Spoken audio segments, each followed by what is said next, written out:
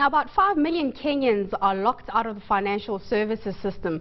That's according to the FinAccess National Survey 2013 that was released yesterday. Tamara Cook, she's the lead digital finance specialist at FSD Kenya. She joins us on the line for more on this. Tamara, thanks for making the time to join us. Tell us who exactly is being locked out and what are the barriers?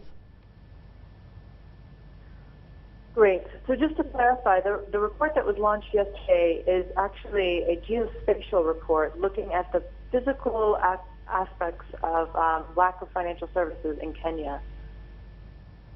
So the lack of physical access, in other words, physically being able to get to a bank, does that not mean being able to have access via your mobile phone and so forth?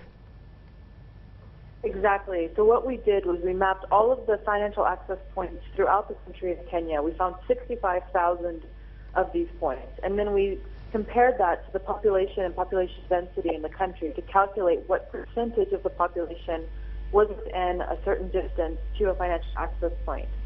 For example, about 77% of Kenyans now live within 5 kilometers of a financial access point.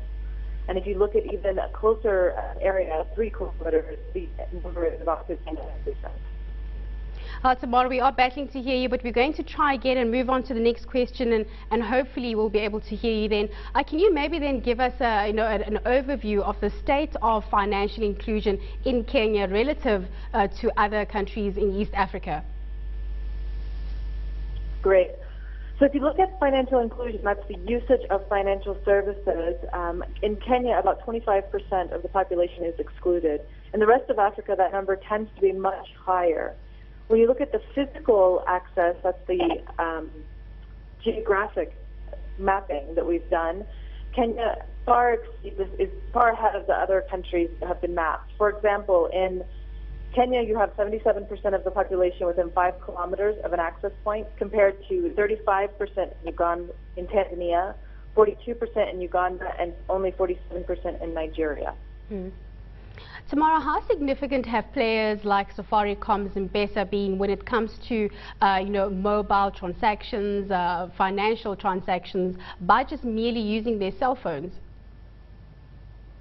Very significant. The FinAccess data that was launched last year, which you covered in a separate report, showed that mobile financial services have helped to double the amount of people who are using financial services in Kenya.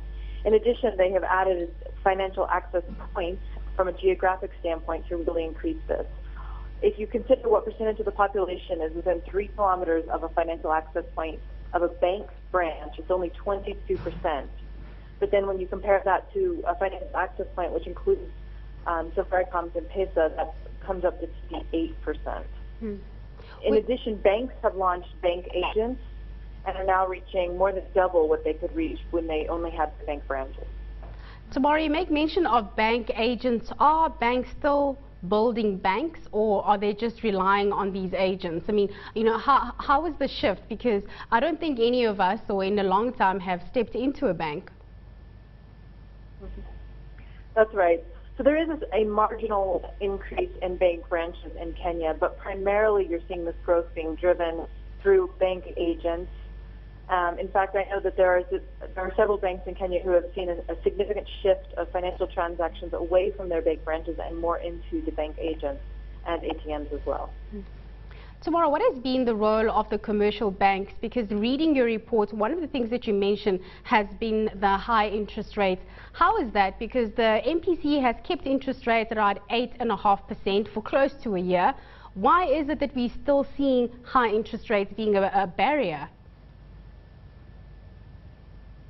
I can't answer that question. What our survey just showed was that it was an issue.